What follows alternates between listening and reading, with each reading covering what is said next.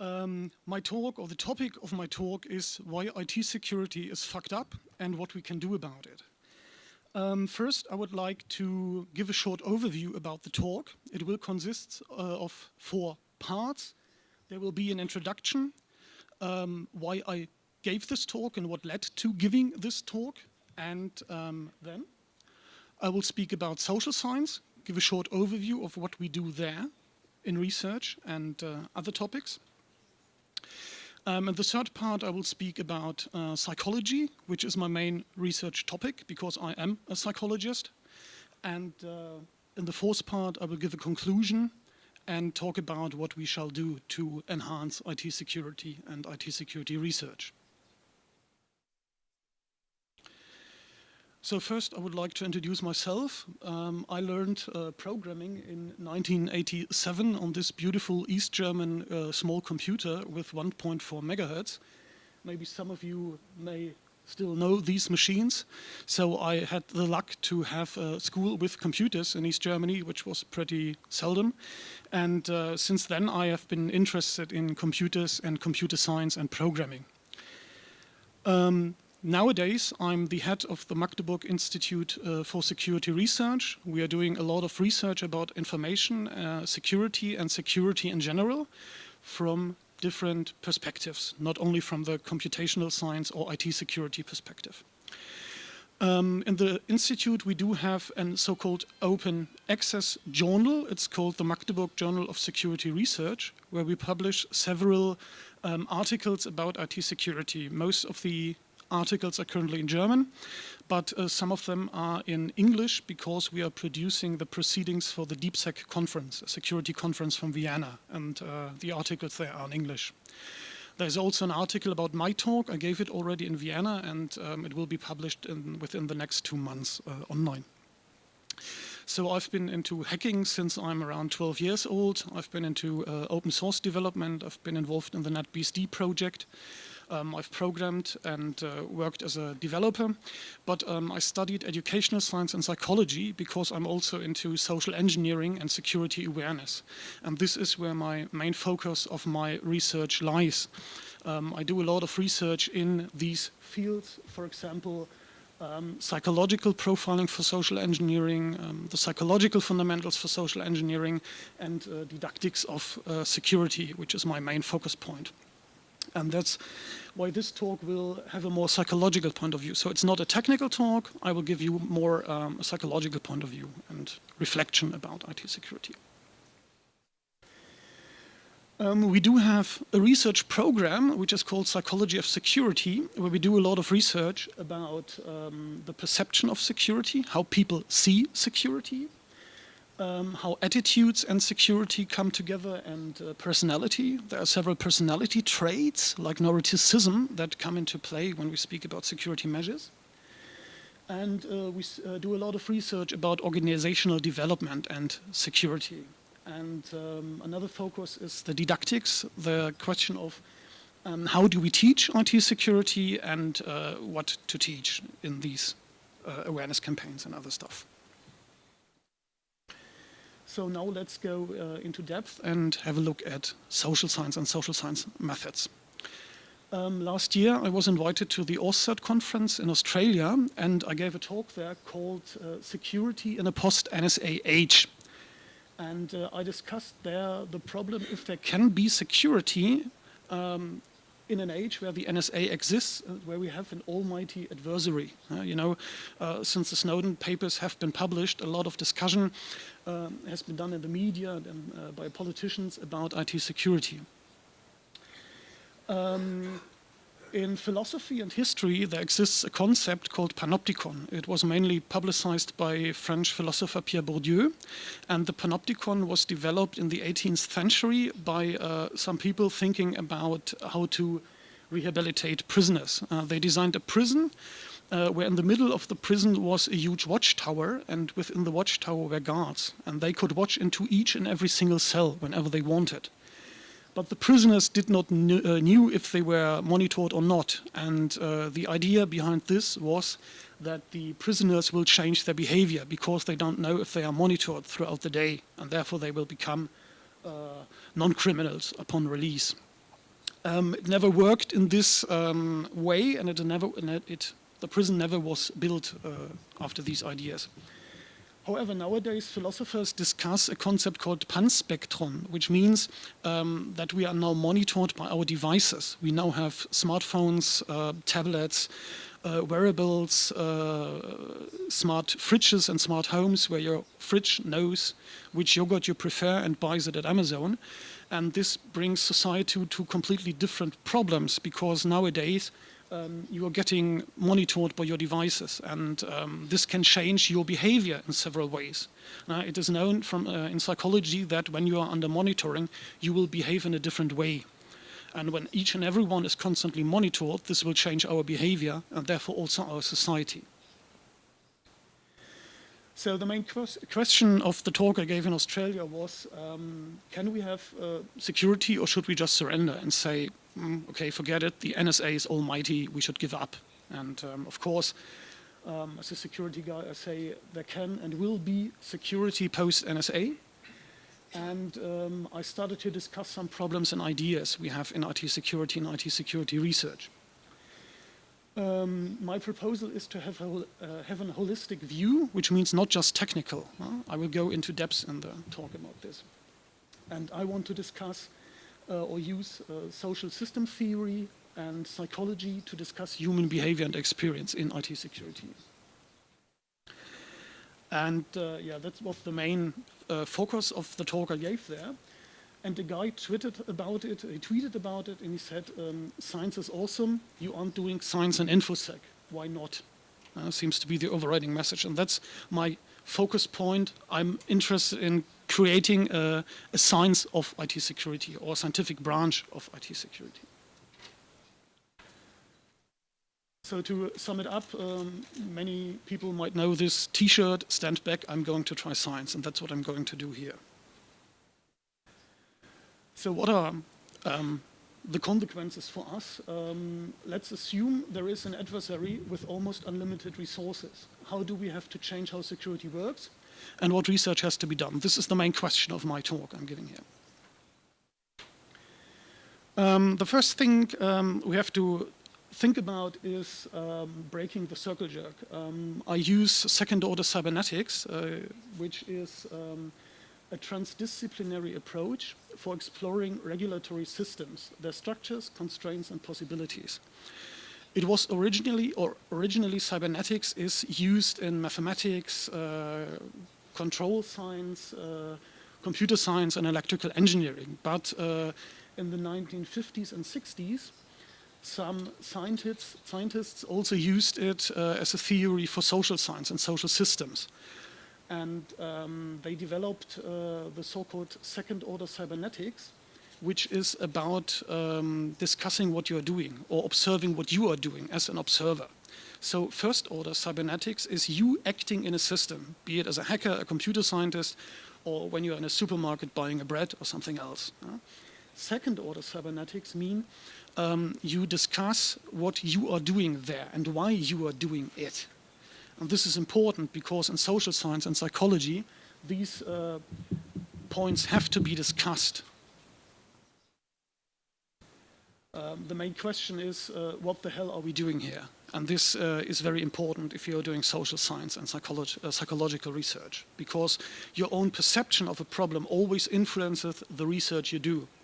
This is not done in natural science like physics or biology or chemistry or mathematics, because the observer there is ignored. But in psychology, the observer is always there, because we are interacting with people as psychologists, and they interact with us merely based on our presence. So we change the setting in the laboratory.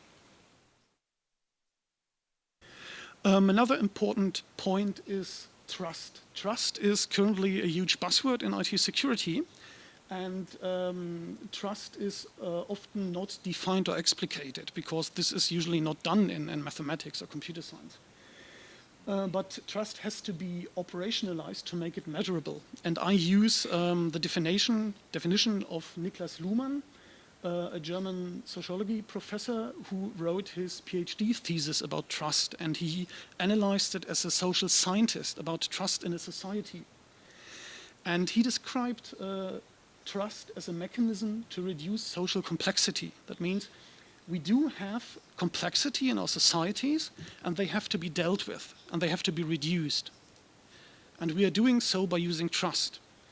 For example, we have now so-called functional specialized subsystems. So in ancient times, there were people who know everything about the world, be it priests or shamans or other people.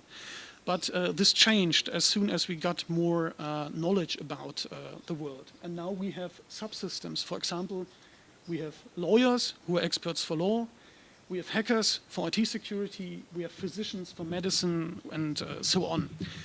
And when we interact with them, we have to trust them. I have to trust my lawyer that he knows what he's talking about. I also have to trust my physician that he knows what he is doing, or at least I hope that he knows what he's doing.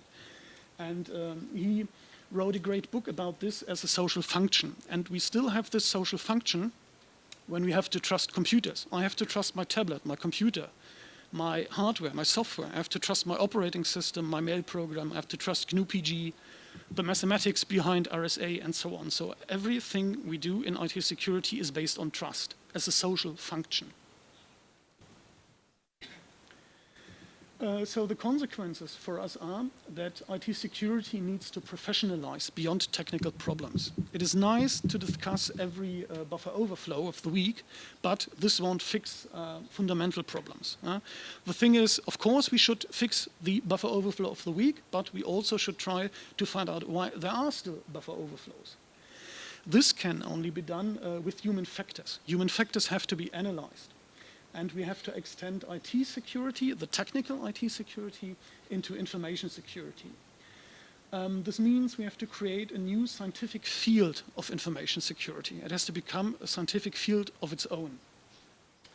It will include psychology, social science, educational science, didactics, and other fields. So we bring together different fields, or different scientific fields, and create a new one. We also have to operationalize information security to make it measurable. There are different definitions of what IT security or security in general is, and we have to find one that works in this field. We also have to create a new vocational field of information security, at least in Germany, where we have a very strong vocational training system. And this all has to be backed by science. Nothing is done correctly without being backed by science.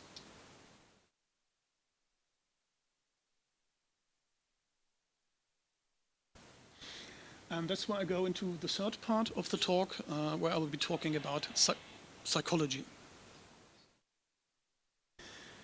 Why psychology? Psychology is an empirical and theoretical science. It has both parts. Doing empiric work means doing experiments on the field, in the lab, and other parts.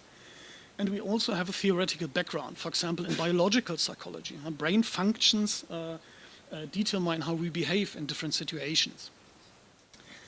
Psychology describes and explains and predicts human behavior and experiences. And this is what I want to talk about and want to research. It also discusses human development and the internal and external causes and conditions. The different fields in psychology, personality psychology, social psychology, which is basically social engineering. So if you are discussing social engineering, you are discussing social psychology. We have industrial psychology, and at least in East Germany, there is a large influence by Soviet psychologists like Vygotsky, Galperin, and others. And we are discussing there how people behave in organizations. And then we have pedagogical psychology, which will discuss the fundamentals of teaching. How do I teach stuff? What do I have to teach? What is the best way to teach it? And so on. So everyone who is becoming a teacher has to learn these fundamentals to become a good teacher. I already said in the intro that we have to define what security is. In the German computer science, we use the so-called Viva criterion, which is German, and we have 4 attributes which have to be checked if you want to discuss the security of a system.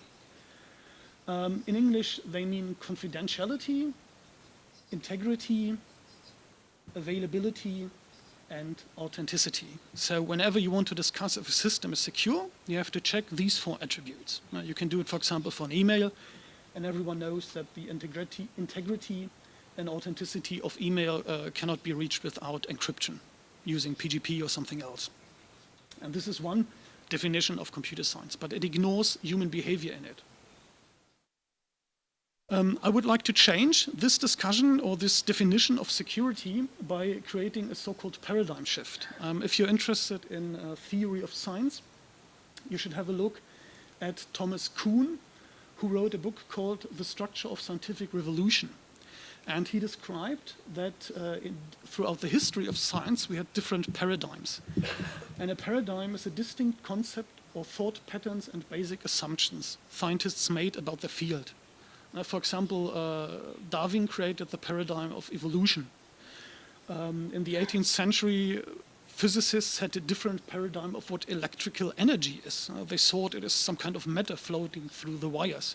And after new research has been done, they realized that this paradigm is wrong, and it died out.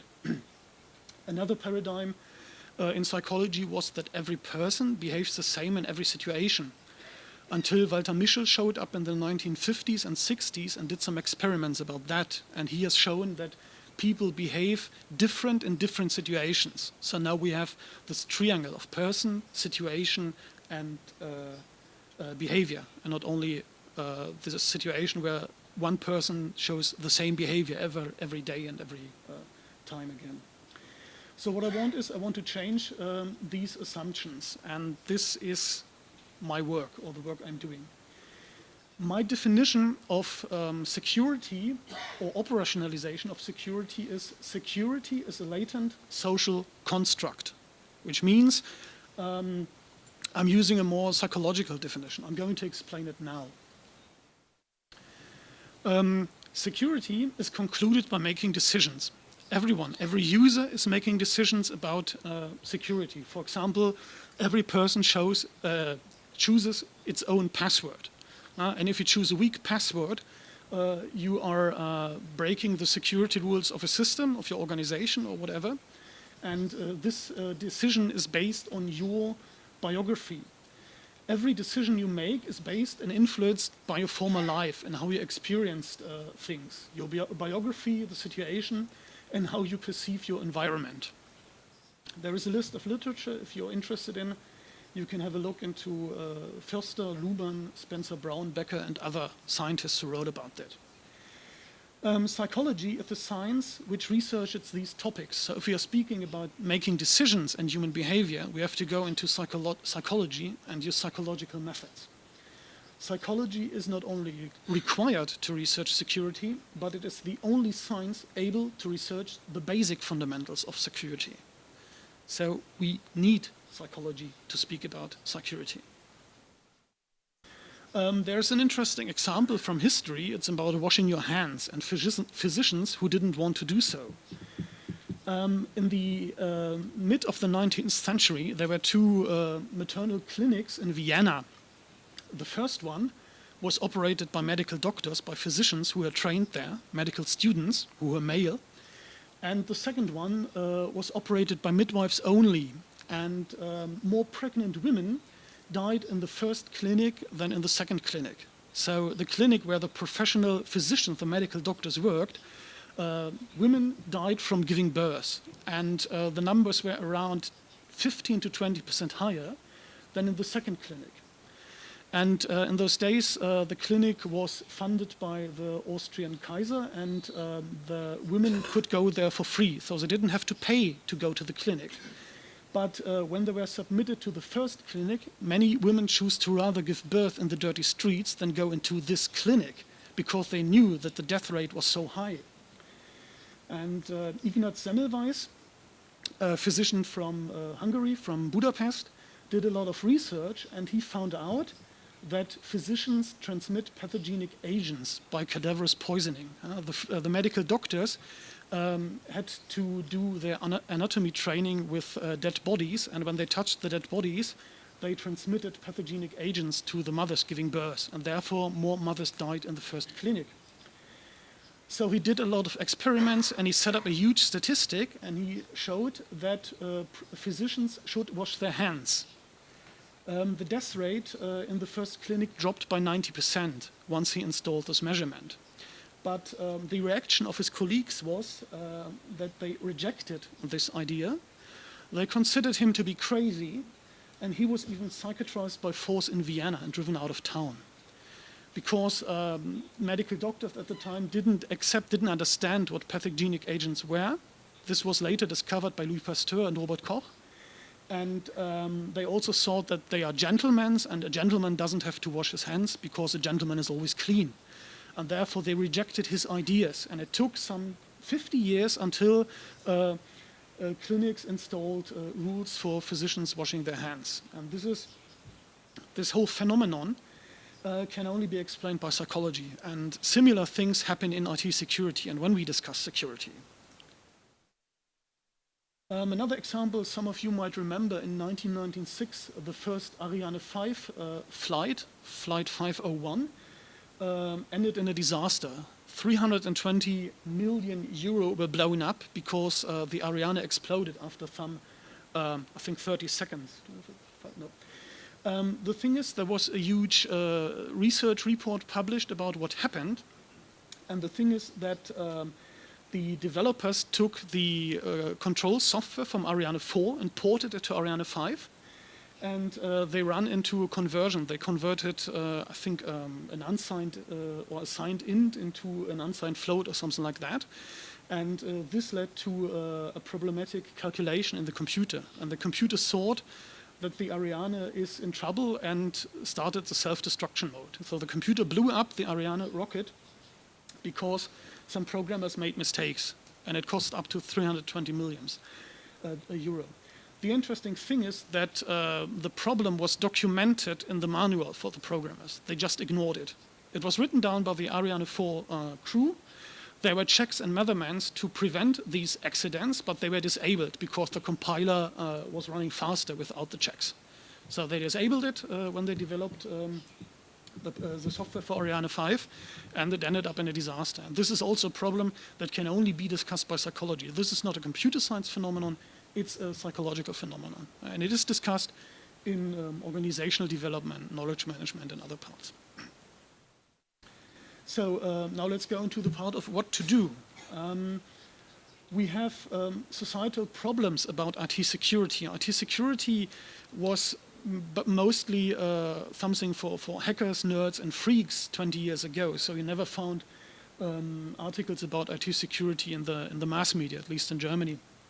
And this has changed because everyone now uses IT. Everyone has a computer, a tablet, a smartphone, a smart home, fridge, and so on. There are computers in cars and other devices, so we now have to have a lot of knowledge about IT. We have other problems with economy and IT.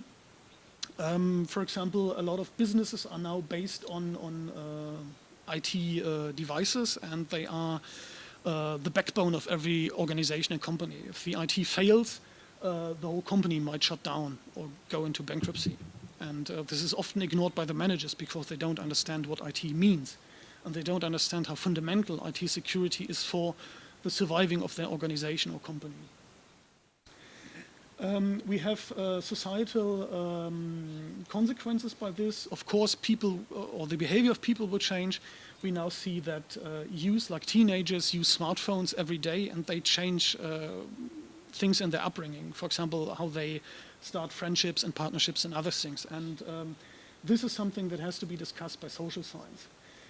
Another thing I found, at least in Germany, the politicians we have are not very tech savvy. Most of them are lawyers or coming from other academic background. Most of them are also teachers, and they don't know how IT works, and they have to make decisions about ITs, for example, setting up laws. And that's a huge problem we have in society.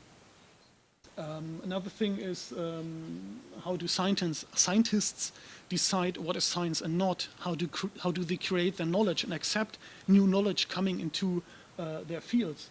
There is not much discussion about these topics in engineering and mathematics and other natural sciences, but in social science, this is one of the main topics. How do we accept research that has to be done? Has the experiment be designed in a proper way? Have there been made mistakes? Is the statistics correct? And so on. And one example could be why and how did the Rindell algorithm become AES? 15 years ago, I think in 2000, the American NIST, National Institute of Standardization, decided that the Rindell algorithm should become the new advanced encryption standard for American government agencies.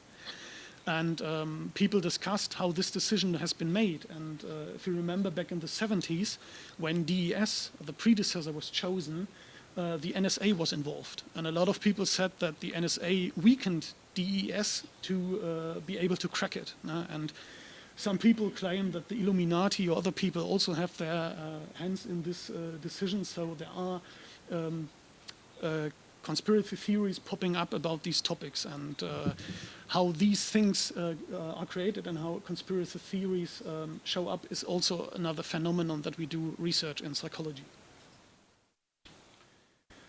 Other discussions like cyber war and cyber terror, they are discussed by political scientists who often don't understand technology. I've written some papers about that and had some discussions in Germany, and there are papers published by lawyers and political scientists about cyber war topics, and you can often see that they don't understand technology. They don't know what's going on there, and if they don't understand technology, they can't make decisions about laws and other stuff and proposals. IT security, unfortunately, often doesn't understand social implications and social factors. Human factors are often ignored. And I often discuss this with IT security professionals who have a very behavioristic or mechanistical understanding of human behavior. In their world, the computer is the ruler and the user has to do what the computer says, so then we will have some kind of security. We just have to find the right rule set. But this is not how people behave, especially not in organizations. The topic is discussed by the military, who very often don't understand anything because it's a huge organization, and they often have their hierarchies which are not based on merits. I had to do a lot with military people, and they are often in a very different mindset. And then we have legal expert lawyers who also don't understand technology and social implications. So currently in Germany we discuss the new data retention laws, and you can see that the politicians and the lawyers discussing it have no clue what this means for the whole population or for the technology. And there are other problems showing up like anonymous hacktivism and so on. These discussions can only be made by social scientists who have a grasp of IT and IT security. The reflection point of IT security or psychology of security should be, we should think about the information technology of society. What does IT for a society mean, and how does it change a society? There have been programs, for example, in the Netherlands to introduce voting computers, and the Dutch hacker groups hacked them, and there was a huge fallout because if you use hackable voting machines, votings can be rigged. And they can be rigged much easier than when you use the pen and paper ballots. Pen and paper ballots can also be rigged, but it's much harder to do so. We have to discuss the function and tasks of hackers in our society. We have a pretty distinct way of seeing ourselves as hackers in Germany. We are much more politicized or much more political than in other societies and countries. And of course, we also have to discuss the function of our intelligence services, NSA, GCHQ, the German BND, FSB, and so on. And this can only be done when we understand IT security and the consequences. My conclusion is that we do need IT security as its own research field. I call it security research.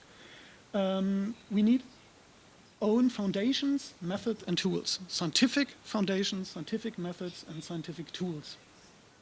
These methods and tools should be rooted in mathematics as a formal science. We should also include, or have to include, computer science and electrical engineering as engineering science. Of course, if we discuss buffer overflows, we have the technical part of it. Computer science, how to design a compiler and interpret an operating system that doesn't allow buffer overflows. We also need social science, political science as social sciences to discuss all the social consequences. We have to talk about or include the jurisprudence as normative science, because the laws of our society form or set up a framework of how we should behave, what is legal, what is illegal. We now have currently going on the crypto wars. A lot of politicians, again, want to ban cryptography. We had this discussion in Germany in the late 90s, and fortunately we won it. Cryptography has not been outlawed, but there are countries where encrypting your hard drive or encrypting your email is simply outlawed, and you can be sent to prison for encrypting your email, even if you have done nothing illegal in these emails. And of course, we also do need philosophy. Many people often claim or complain about philosophers who meddle in all these fields, but philosophy is the mother of all sciences, and philosophy has no boundaries, no limits. Philosophy can discuss each and every topic. That's the unique point philosophy has, and we do need philosophers because we have to discuss our perception of reality, our scientific tools we use, all the methods and all the other stuff. And in the center of this new security research, I would like to see psychology as a hub science, because psychology already is a so-called hub science. We have different methods in psychology. We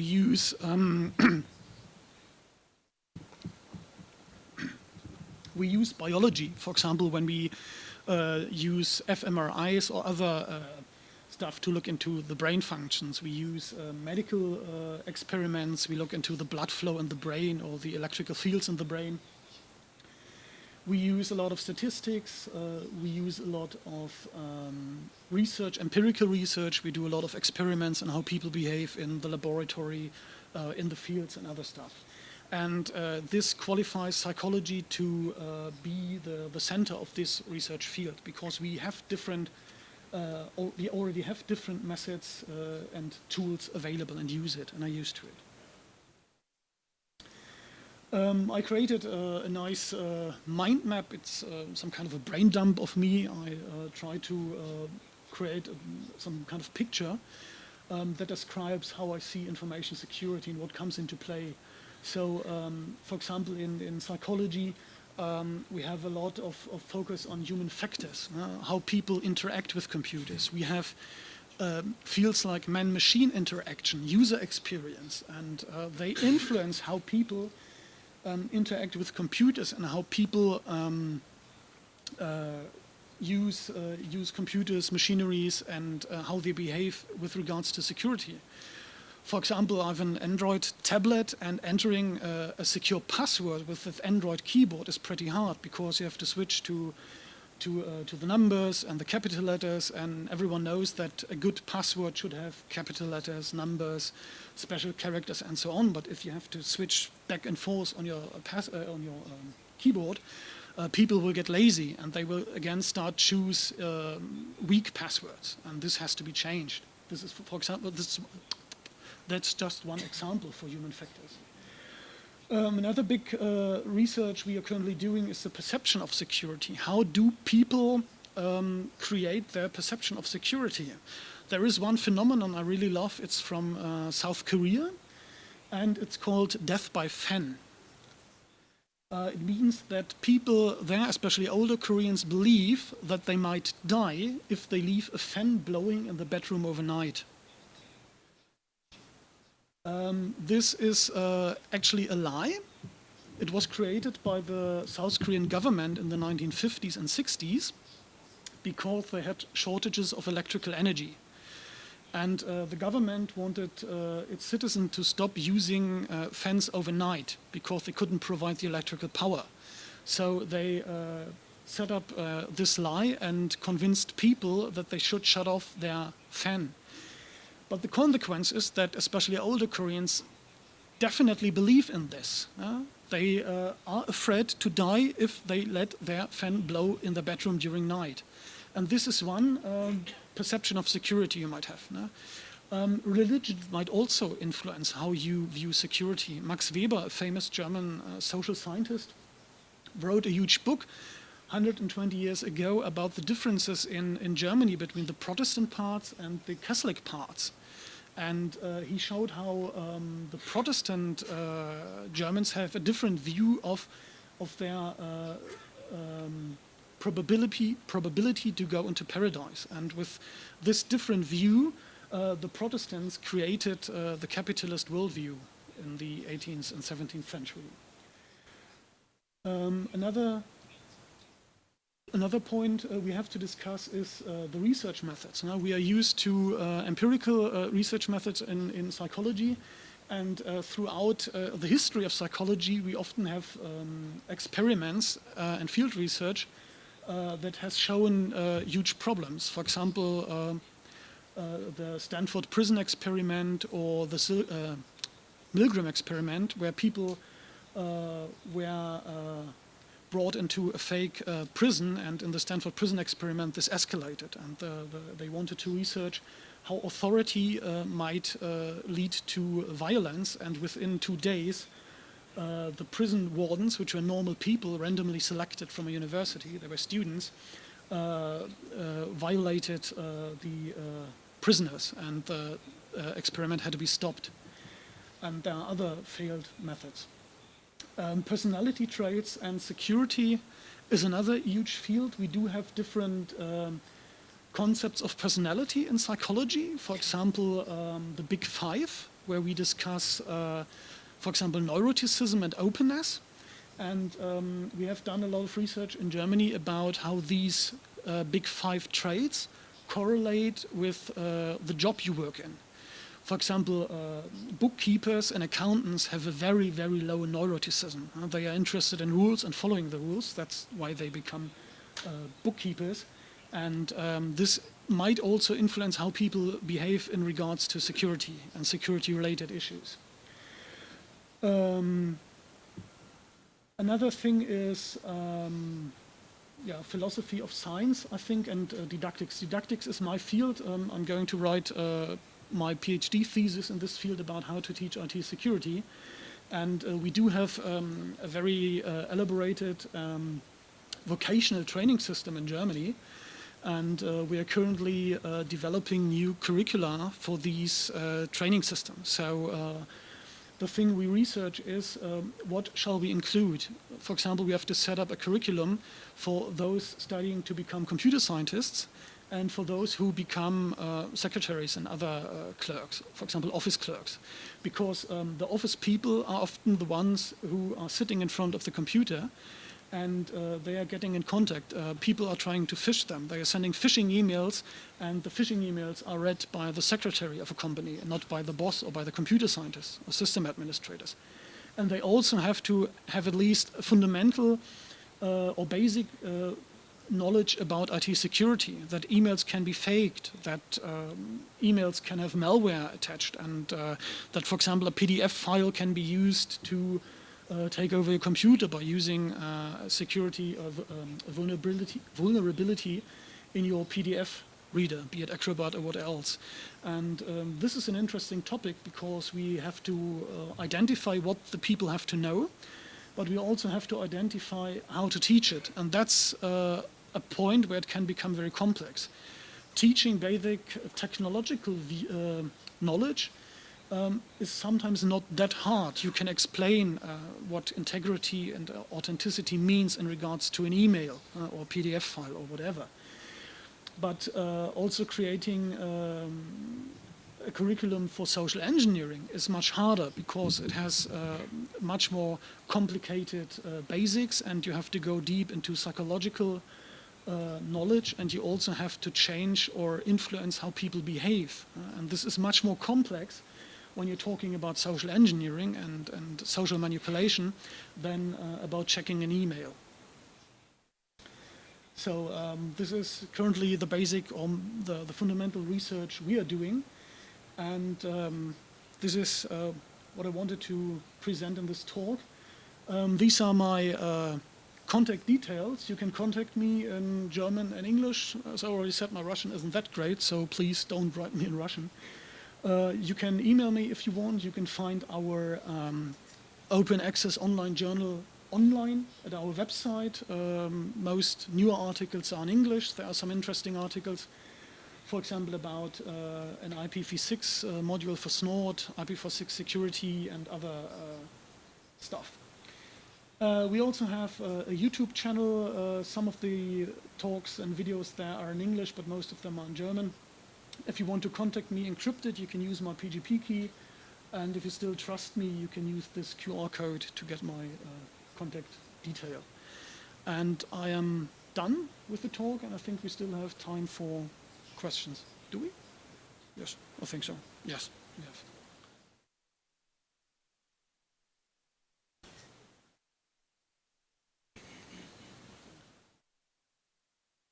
Thanks for a great talk.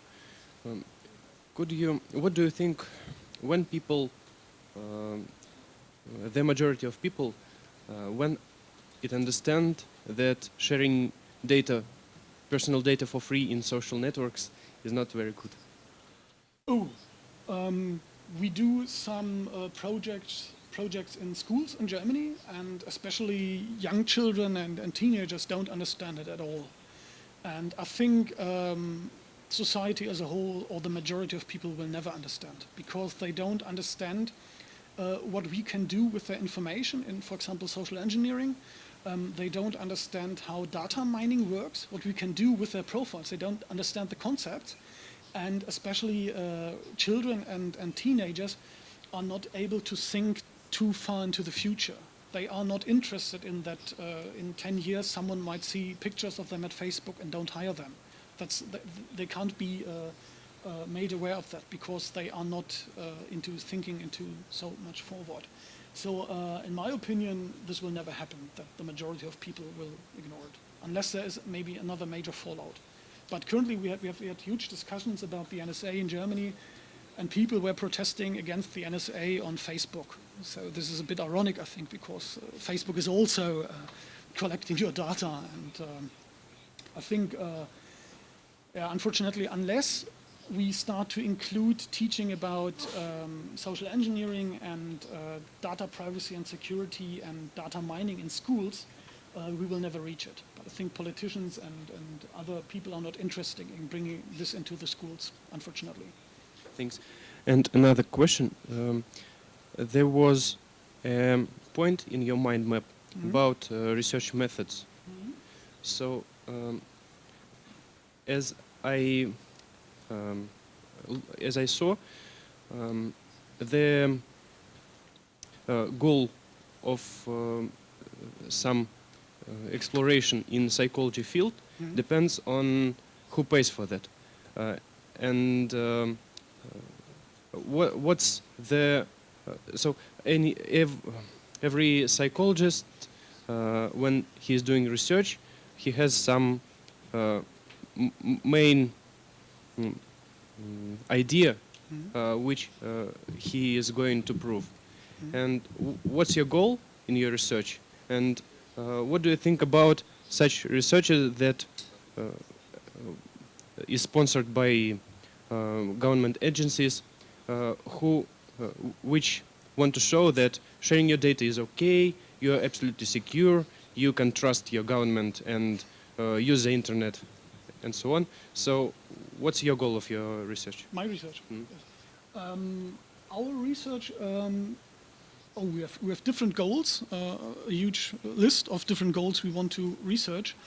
And if we speak about this, we want to do a lot about research about the didactical field, about human factors and how this interfere with security behavior. It would be, the list is too long to list it all here, but the second part of the question, it is a huge problem that people with a specific bias do research because they are paid by organizations or the government. Yes, and what we do in science is we discuss the research methods done there and the research question they have and how they do the research. So as a scientist, you really, you easily can see if this is biased research or not.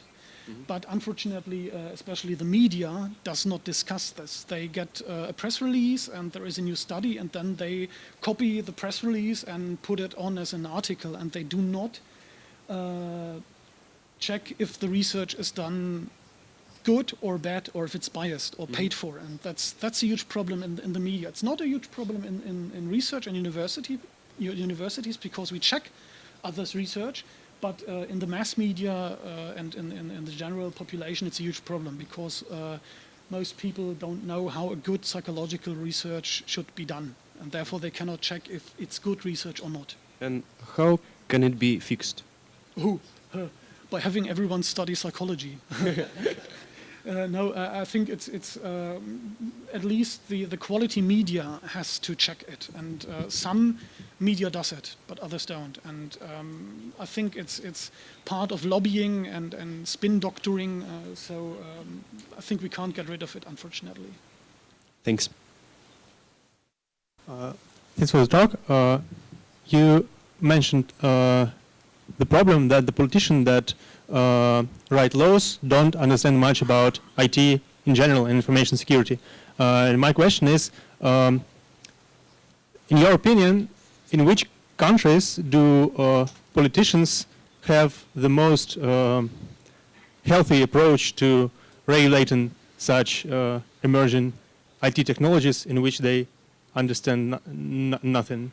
I mean, the best approach, in my opinion, is to ask the experts and to write laws based on the opinion of experts. In which countries is this performed in the best way? Well, you can discuss if this approach is a good one. It goes into these cybernetic ideas. And do you know Yevgeny Samyatin, the book? He published it in, I think, 1922. And in his book, he discusses these problems of having experts doing all decisions. And I think politics is not there to have experts do decisions. It's more about democracy and people voting for people. Regarding the second part, I think Iceland nowadays has a pretty interesting approach to it. All the other countries are somehow trying to limit our freedoms, be it Germany, France, Great Britain, or other countries. And as far as I can tell from those countries where I can read the newspapers, for example, I don't speak Spanish, so I don't know what's going on in Spain. But I think none of the European countries is currently doing a good work with regards to laws and IT. They all try to limit our freedom, and they try to install measurements that don't bring security. I can be mistaken, but if I remember correctly, Bitcoin is banned in Iceland. I don't know. I have no idea about that, but maybe. I would like to ask if you have ever done research on the matter, or maybe you just have opinion, if already adult and established specialists in computer security can change their attitude to security in the means of psychology and social science. If they have been working in it for like 20 years already, can they change their approach, or it can be only educated from the very beginning? No, I didn't do research in this field, but there has been a lot of fundamental research, and everyone can change its opinion. It doesn't matter how old you are. We have a professor of developmental psychology at my university. He's now turning around 60. And when he studied, developmental psychologists said that only children can change their mind, and adults don't. But in the last 20, 30 years, we have shown in psychology that also adults, even if they are 95 years old, can change their attitude and change their mind. It's a bit harder, because if you have had an opinion for 20 years, it's harder to change it, but it can be done. And it is done. For example, we have programs for drug addicts, for criminal people and terrorists, and they are in those special, they get special treatment to change their attitude.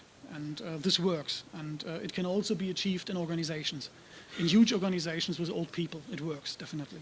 Okay, so it's only needed to understand that you have a problem with it. Right? Yes, yes. And you can even fight the personality things like narcissism, as you mentioned. It can be also fighted. Yes, there are a lot of tools in organizational development, knowledge, management, and other.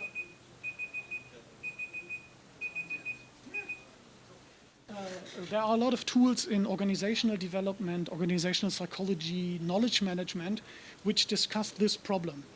It's a huge task, but if you are aware that these problems exist, and you are aware there are tools and solutions available, then you can have a successful awareness campaign where you change the attitudes of people. Okay, thank you.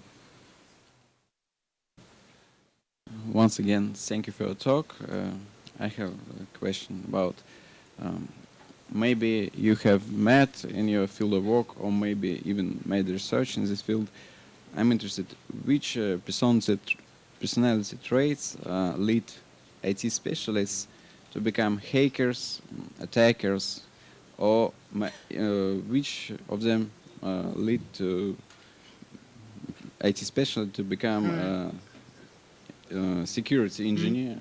That's one of my favorite research questions. We are doing research about it, but it might take another 3 to 5 years until we have something to show up, because we have to do qualitative research. We are interviewing people, and these interviews have to be interpreted, and that's a very time-consuming thing. So a friend of mine has done his doctoral thesis about this, and he interviewed 3 persons, and he wrote 3 years about this research. So you can see it's a lot of work that has to be done, but we are doing it, and it is really interesting. And we do have some hypotheses, but we have to see if these can be shown to be right or not. Maybe in 5 years I will give a talk about this topic. Okay, thank you.